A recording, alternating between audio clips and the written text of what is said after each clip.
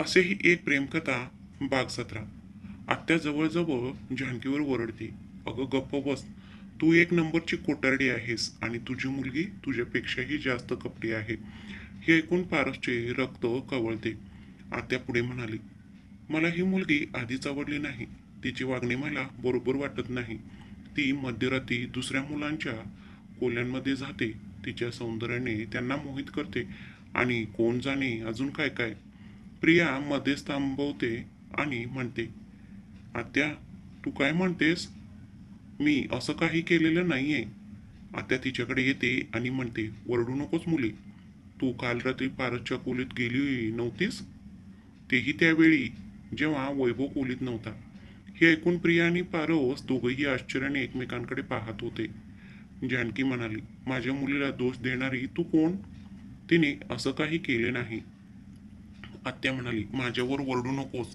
तुझ्या मुलीला विचार की ती काल रात्री पारसकडे गेली होती की नाही. जानकी प्रियाकडे पाहते. उलट प्रिया म्हणते, आई मी. तिचे शब्द पूर्ण होण्याआधीच आत्या म्हणाली, तू गेली होतीस की नाही, हो की नाही? पारसला काही समजत नव्हते आणि त्याच्याशिवाय वैभवही काहीच बोलत नव्हता. प्रिया म्हणाली, हो मी गेले होते. हे ऐकताच जानकीचा चेहरा पिक्का पडतो. तिला ज्याची भीती वाटत होती तेच घडले. ह्यानंतर ती काहीही बोलू शकत नाही आणि रागाने प्रियाला चापट मारते आणि विचारते, का प्रिया, का गेली होतीस तिथे? प्रिया तिच्या गालावर हात ठेवते आणि अश्रूंनी भरलेल्या डोळ्यांनी जानकीकडे पाहते. पारसमोर इतिहासाची पुनरावृत्ती होत होती. आधीही तेच घडले होते. तेव्हाही प्रियाचा गैरसमज झाला होता आणि आजही. तेव्हाही प्रिया एकटी होती आणि आजही ती एकटी आहे. आज पारसला समजत होते की जेव्हा त्याला गैरसमज झाला तेव्हा तिने काय अनुभवले असेल. तिने खूप वेळा सांगितले होते की तिने काहीही केले नाही, पण पारसने तिचे ऐकले नाही.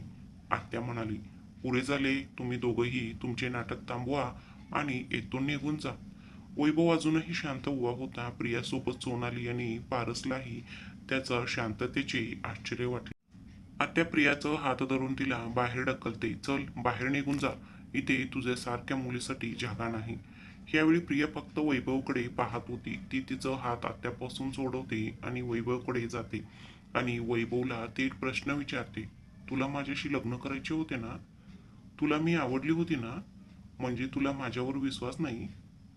इथे इतके लोक उभे आहेत, त्यांच्यापैकी कुणीही माझ्याबद्दल काहीही विचार करू दे, मला काही फरक पडत नाही. पण तू माझ्याबद्दल काय विचार करतोयस ती गोष्ट माझ्यासाठी महत्वाची आहे. मला सांग.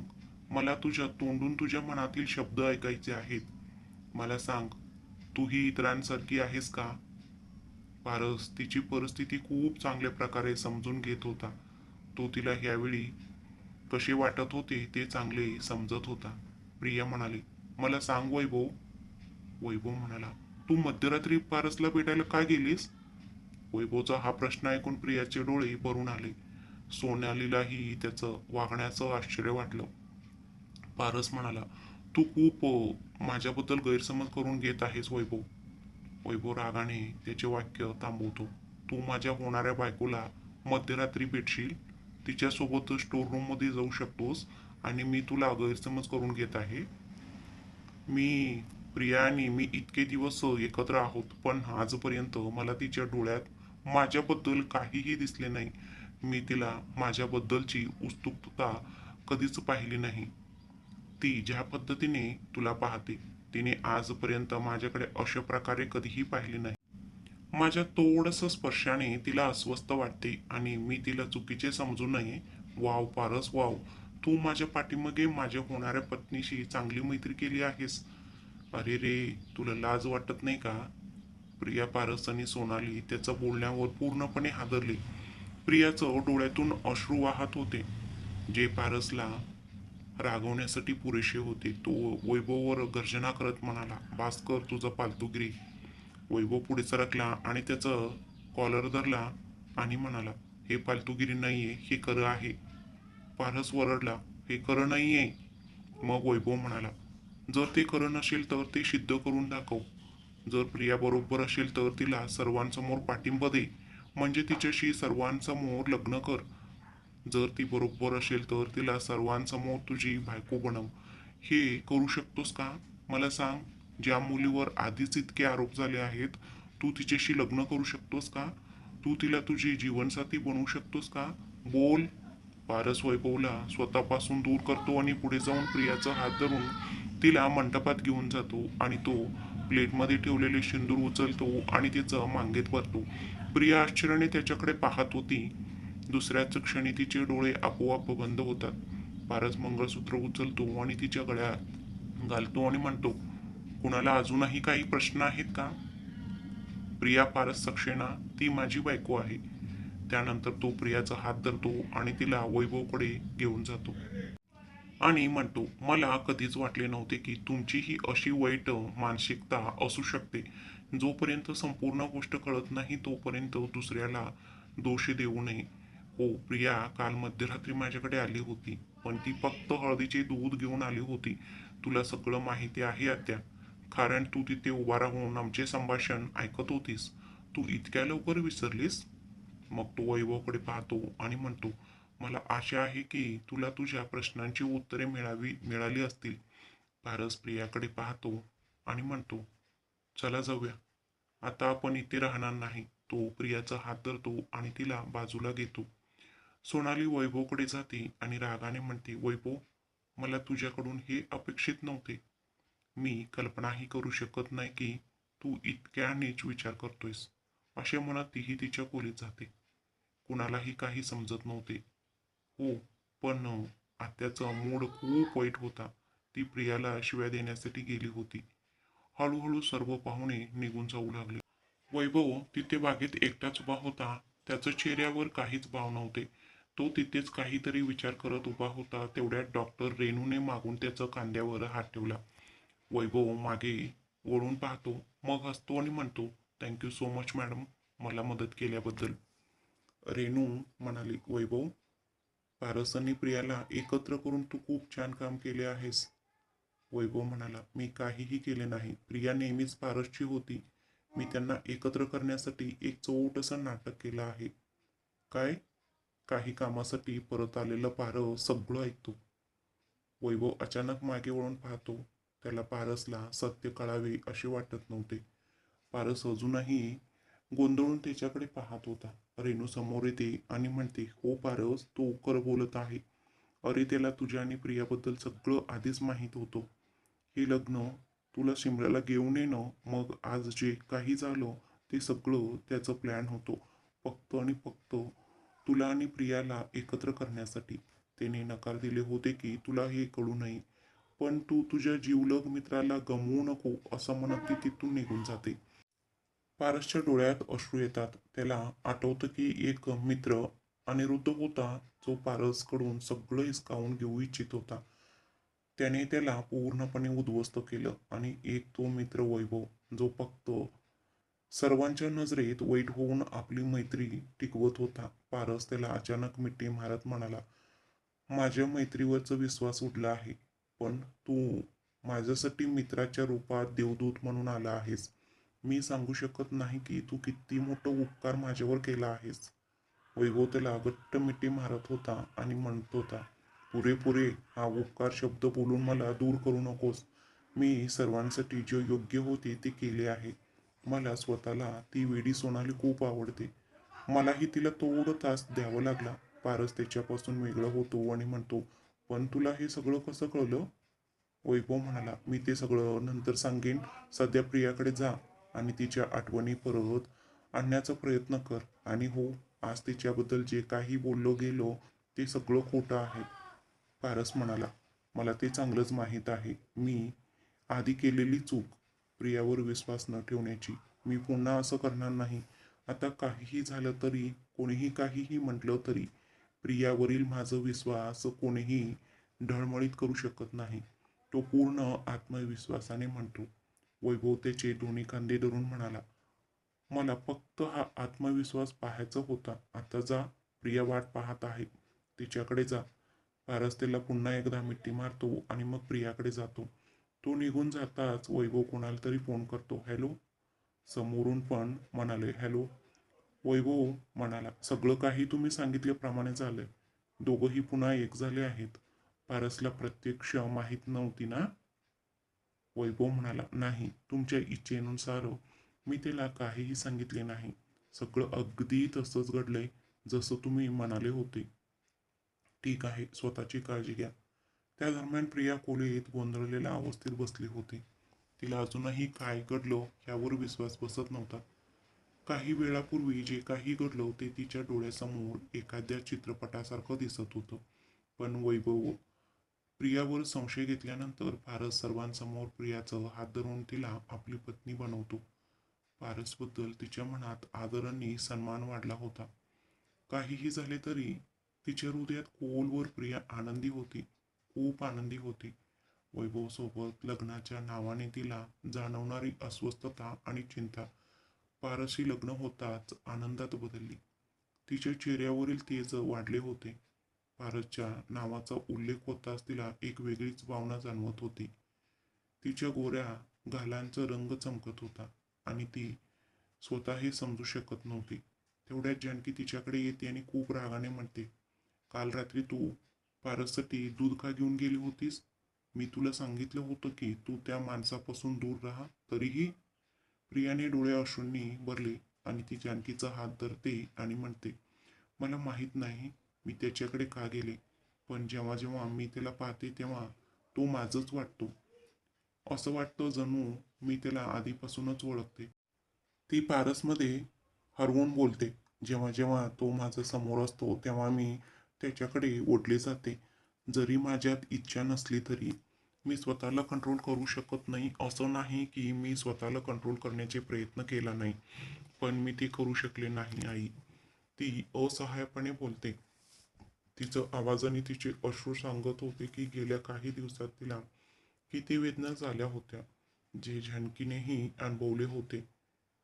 दाराबाहेर उभा असलेला पारस सगळं ऐकत होता. त्याला प्रत्येक पावलावर प्रियाचे प्रेम ओसंडून वाहताना दिसत होते. तो पाहू शकत होता की प्रियाला काहीही आठवत नाही तरीही ती तिचे प्रेम विसरलेले नाही. जानकी काहीही न बोलता खोलीतून बाहेर येते. मग तिची नजर बाहेर उभा असलेला पारसवर पडते. जानकी त्याच्याकडे खूप रागाने पाहत होती. पारस डोळे खाली करतो, कारण तो जानकीच्या डोळ्यांना तोंड देऊ शकत नव्हता. जानकी म्हणाली, हे सर्व तुझ्यामुळे घडले आहे. जर तू इथे आला नसतास तर आज हे काहीही घडले नसते.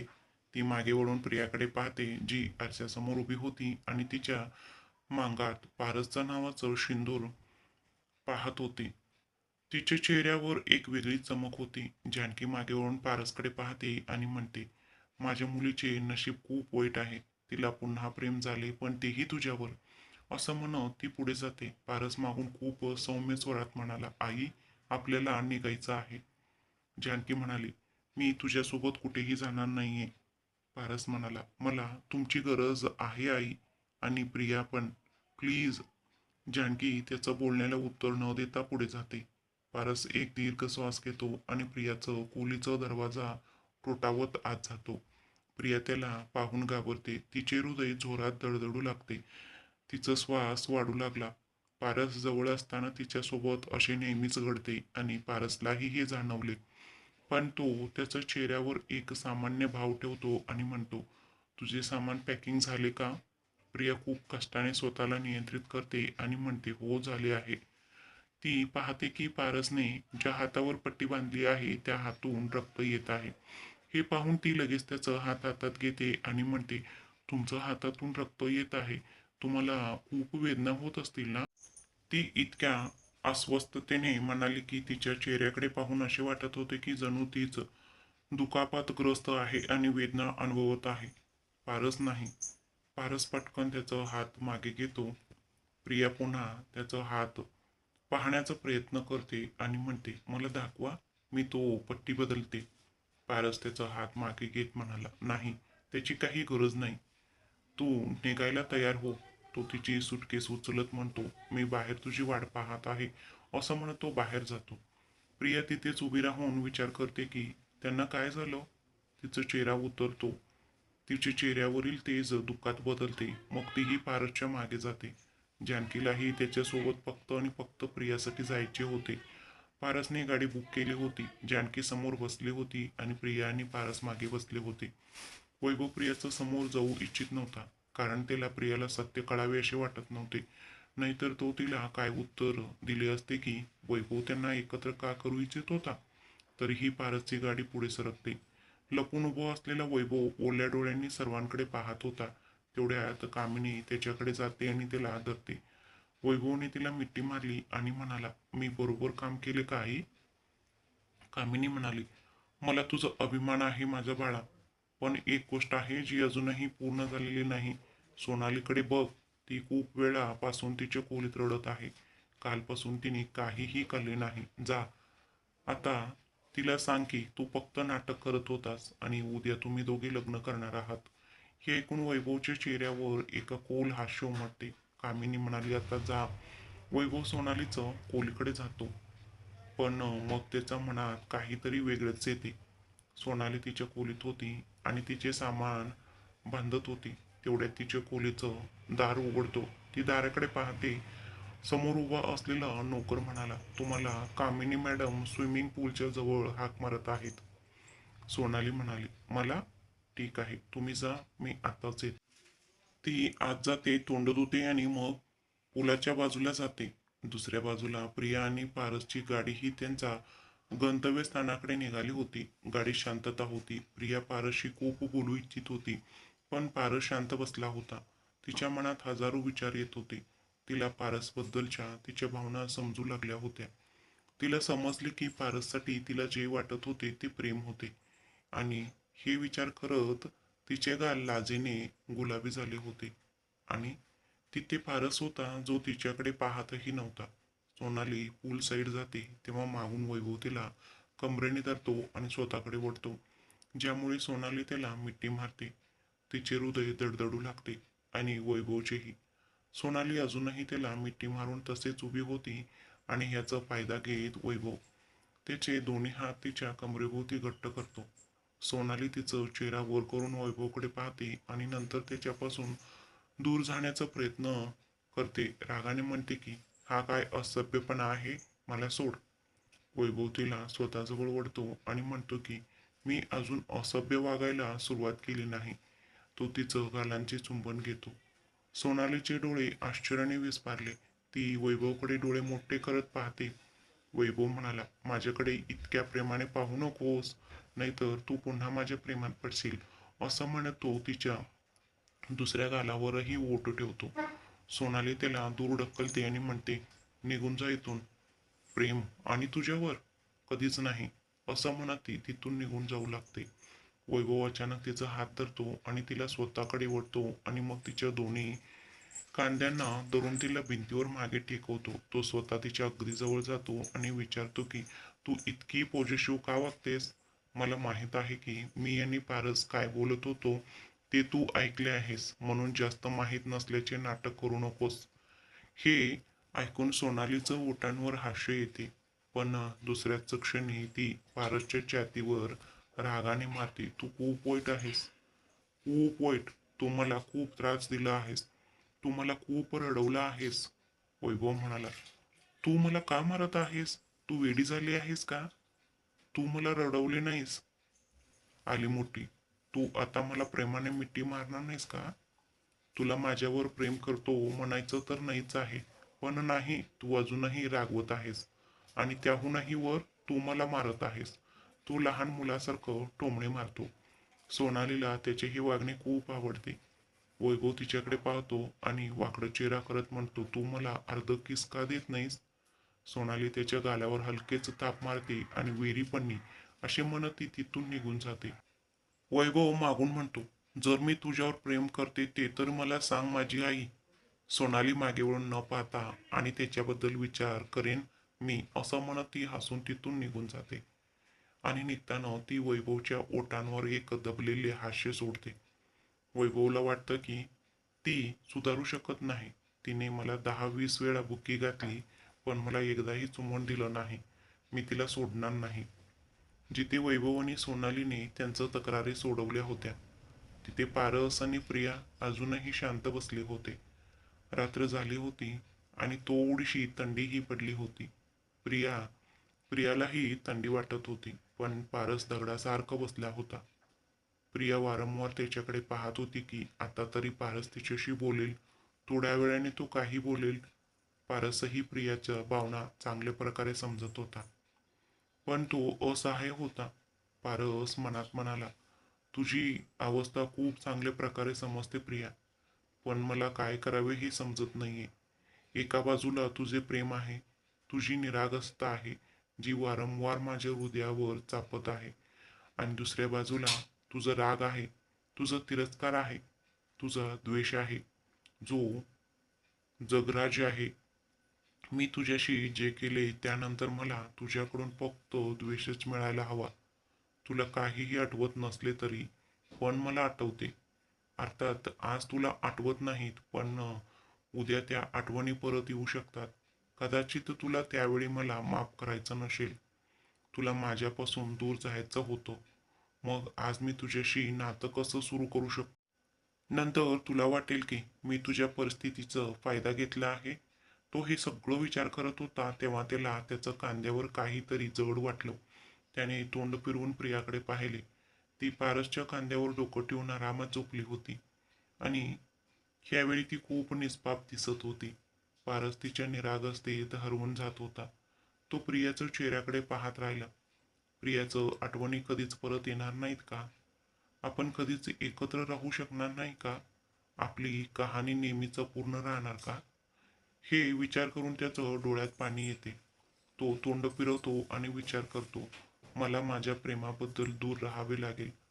मला नको असले तरी मला माझ्या प्रेमापासून दूर राहावे लागेल. मला माहित आहे की हे खूप कठीण आहे. आपल्या प्रेमापासून दूर राहा. तुझ्या डोळ्यासमोर तुझे प्रेम पाहून ते सांगता न येणे खूप कठीण आहे. हो, मला माहित आहे की ते तुलाही दुखवेल. पण मी असहाय्य आहे. मी आधीच तुझ्या डोळ्यात पडलो आहे. आता मी ह्यापेक्षा जास्त पडू शकत नाही. मी त्या दिवसाची वाट पाहेन जेव्हा तुला सगळं पूर्णपणे आठवेल. कदाचित त्यावेळी तू मला माफ करशील किंवा कदाचित नाही. तो अजूनही त्याच्या विचारांमध्ये मग्न होता. तेव्हा अचानक त्याचे हृदयाचे ठोके वाढले. त्याचे हृदय इतके वेगाने धडधडत होते, इतके वेगाने की जणू काही ते बाहेर उडी मारेल. तो चेहरा वळवून प्रियाकडे पाहतो, जी गाढ झोपेत पारसच्या आणखी जवळ आली होती. इतके जवळ म्हणजे तिने तिचे डोके त्याच्या छातीवर ठेवले होते आणि तिचं एक हात त्याच्या पोटाभोवती गुंतवून त्याला आणखी घट्ट धरले होते. तिची जवळीक पारसला अस्वस्थ करत होती. तो जितका तिच्यापासून दूर जाण्याचा विचार करत होता, तितकीच प्रिया त्याच्या जवळ येत होती. प्रियाचं एक केस त्याच्या गालावर त्याला त्रास देत होता, पण ह्या क्षणी ती खूप सुंदर दिसत होती. पारस जितका स्वतःला थांबवण्याचा प्रयत्न करत होता, तितकेच त्याचे हृदय प्रियाजवळ जाण्यासाठी आग्रह करत होते. त्याचे हात आपोआप प्रियाच्या चेहऱ्याकडे जाऊ लागले, पण तो तिचं गालाला स्पर्श करण्यापूर्वीच तो आपले हात मध्येच थांबवतो आणि पुन्हा चेहरा दुसरीकडे वळवतो. गाडी जसजशी वेग घेत होती, तशी प्रिया थंडीत त्याच्या जवळ येत होती. कदाचित बऱ्याच दिवसांनी ती शांत झोपली असेल. रात्र आणखी गडद होत जाते.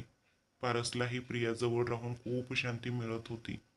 हळूहळू तोही झोपेचं कुशीत जातो. सिगारेट आणि दारूची मदत न घेता.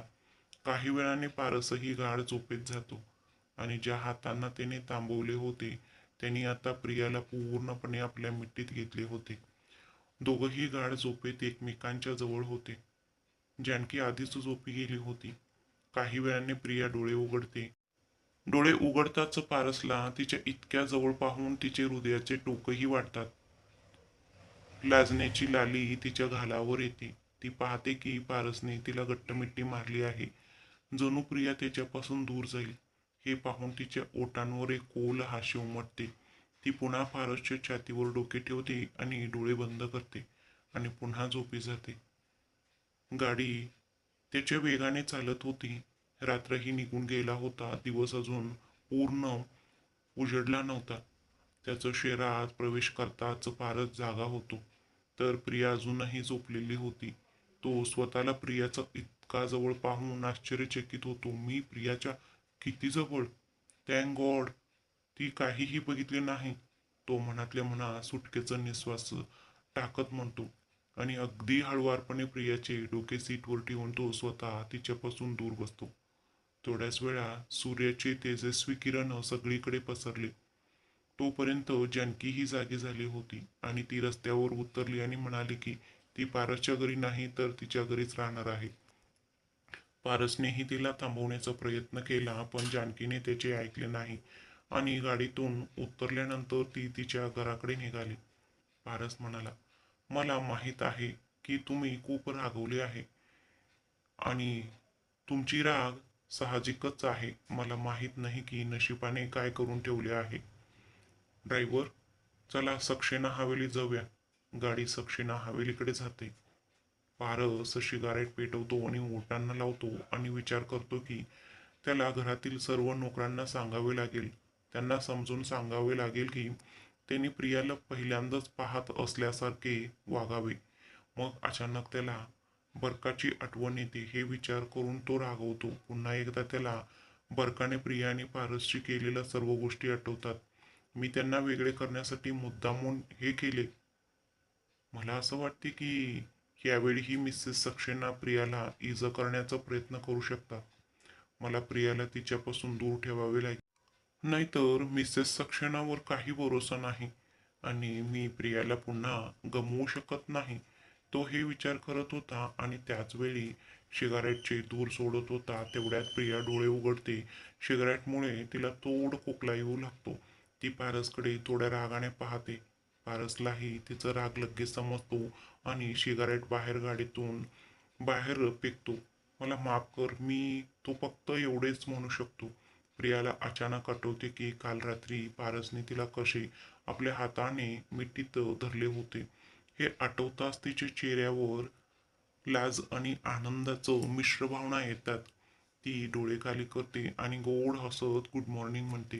तर पारस कोणत्याही भाव न दाखवता फक्त गुड मॉर्निंग म्हणतो आणि तोंड फिरवतो. त्याला प्रियाचं जवळ जायचे नव्हते. प्रिया आश्चर्याने त्याच्याकडे पाहत होती. तिला वाटले होते की पारस तिच्याशी खूप बोलेल, पण इथे तो तिच्याकडे नीट पाहतही नाहीये. हे तिच्या चेहऱ्यावरील तेज निराशेत बदलले. फक्त अश्रूच उरला. तिच्याकडे न पाहता पारस तिला सांगतो की जानकी आई तुमच्या घरी थांबली आहेत. मी तुला लवकरच त्यांना भेटायला घेऊन जाईन. असे म्हणत तो पुन्हा गप्प बसतो. प्रियाला त्याचा असभ्यपणा सहन होत नव्हता, पण ती तर काय बोलू शकते. त्याच क्षणी त्यांची गाडी पारसच्या बंगल्यात प्रवेश करते. पारसची अस्वस्थता वाढते. तो विचार करतो की प्रिया कशी प्रतिक्रिया देईल. कदाचित तिला काहीतरी आठवत असेल, कदाचित तिला सर्व काही आठवेल किंवा कदाचित काहीच नाही. मग तो गाडीतून खाली उतरतो आणि प्रियालाही बाहेर काढतो. तो प्रियाचं हात घट्ट धरून होता. हे पाहून प्रियाला आश्चर्य वाटले. हा काय माणूस आहे. एका क्षणात तो माझ्याकडे दुर्लक्ष करतो जणू मी काहीच नाही आणि पुढच्याच क्षणी तो इतका जवळ येतो जणू मीच त्याच्यासाठी सर्वस्व आहे. ती मनातल्या मनात हे सगळं विचार करत होती आणि तिच्या हाताकडे पाहत होती जो आतापर्यंत पारसने घट्ट धरला होता. पारस तिचा हात धरून चल असं म्हणत तो पुढे चालतो. चालत असताना प्रियाची नजर बंगल्यावर पडताच तिची पावले थांबतात. तिच्या मनात काही अस्पष्ट प्रतिमा चमकतात. हा बंगला, एक रडणारी मुलगी, तिच्यावर ओरडणारी एक स्त्री, पण काहीच स्पष्ट नव्हते. तिला चक्कर येऊ लागले आणि ती एका हाताने तिचे कपाळ धरते आणि दुसरा हात पारसच्या हातात देते. पारस तिची स्थिती चांगल्या प्रकारे समजून घेत होता. पारसने लगेच प्रियाला धरले आणि विचारले, काय झाले, तू ठीक आहेस ना? प्रिया म्हणाली, मला माहित नाही, चालताना अचानक मला चक्कर आली. मला काहीतरी अस्पष्ट दिसते पण मला काहीही समजत नाही. पण आता मी ठीक आहे. पारसला समजले होते की प्रियाचं आठवणी तिच्यावर वर्चस्व गाजवत आहेत, पण पूर्णपणे नाही. आणि ज्या दिवशी तिच्या आठवणी तिच्यावर पूर्णपणे वर्चस्व गाजवेल त्या दिवशी तिला सर्व काही आठवेल. तिचा हात आणखी घट्ट धरून पारस म्हणाला, आत ये. प्रियाही त्याच्यासोबत पावले टाकत आत जाऊ लागली. पारसने त्याच्या नोकराला आधीच सगळं समजावून सांगितलं होतं. पारस आणि प्रिया आत जातात. बरका समोरच्या सोफ्यावर बसली होती. पारसच्या बुटांचा आवाज तिच्या कानावर येताच ती लगेच वर पाहते आणि तिच्या समोर पारस आहे आणि त्याच्यासोबत लग्नाच्या पोशाखात प्रिया उभी आहे. बरका पूर्णपणे स्तब्ध झाली. जितकी आश्चर्याने ती प्रियाकडे पाहत होती तितकीच आश्चर्याने प्रिया देखील तिच्याकडे पाहत होती. तिचा चेहरा आणि तिचे व्यक्तिमत्व पाहून तिला वाटले की ती पारसची आई आहे. पारस देखील बरकाकडे पाहत होता. कदाचित ती प्रियाला काही बोलू नये. प्रिया म्हणाली, ह्या कोण आहेत? ती निरागसता पसरवत विचार. तिच्या ह्या प्रश्नावर बरका आणखी आश्चर्यचकित होते. ती पारसकडे पाहते. पारस देखील तिच्याकडे पाहतो आणि म्हणतो, हे कोणी नाही, चल तू. तो उद्धटपणे म्हणतो. बरकाच्या डोळ्यात अश्रू तरळतात, जे प्रियाला लक्षात येते. प्रिया म्हणाली, कोणी कसं नाही, मला तर तुमच्या आई असेल असं वाटत आहे. प्रियाला तिथून घेऊन जाताना पारस म्हणाले की ती मला काही कोणी लागत नाही. असं म्हणत तो प्रियाला वरच्या मजल्यावर घेऊन जाऊ लागतो. बरकाच्या डोळ्यातील ओलावा तिच्या गालावर येतो. प्रिया एकदा मागे तोंड फिरवते आणि तिच्याकडे पाहते, पण तिला काही समजत नाही आणि मग तिला वाटतं की गप्प राहणंच बरं. बरका रडतीच्या खोलीत जाते. प्रियाला पारसचं हे वागणं अजिबात समजत नाही. असं असलं तरी पारस प्रियाला धडधडणाऱ्या हृदयाने वरच्या मजल्यावर घेऊन जातो. त्या खोलीत जिथे दोघांनीही खूप वेळ एकत्र घालवला होता, त्या खोलीत जिथे पारस तासनतास सराव करायचा आणि प्रिया त्याचे ऐकायची, त्या खोलीत जिथे प्रिया ओरडत होती की तिने काहीही केलं नाही, पण पारसने तिचे अजिबात ऐकले नाही, त्या खोलीत जिथे प्रिया आधी एकदा पारसची पत्नी म्हणून आली होती आणि आज पुन्हा ती त्याच्या पत्नी म्हणून त्याच्यासोबत त्याच खोलीत जात होती. मला माहित नाही की प्रियाची प्रतिक्रिया कशी असेल. पारस दार उघडून येतो. प्रियाने आत येऊन आजूबाजूला पाहिले. माझ्यावर विश्वास ठेव पारस, तू गैरसमज करून घेत आहेस. मी तुला खरं सांगते, मी काहीही केलं नाही. मी कल्पनाही करू शकत नाही की तू आणि अनिरुद्ध. छी. नाही नाही, असं काहीतरी. खूप फोटो, खूप आवाज प्रियाच्या मनात घुमू लागतात. त्या आवाजांचा आवाज इतका मोठा होता की ती तिचे कान हातांनी धरते आणि दुसऱ्याच क्षणी ती बेशुद्ध पडते. प्रियाला सगळं आठवेल का?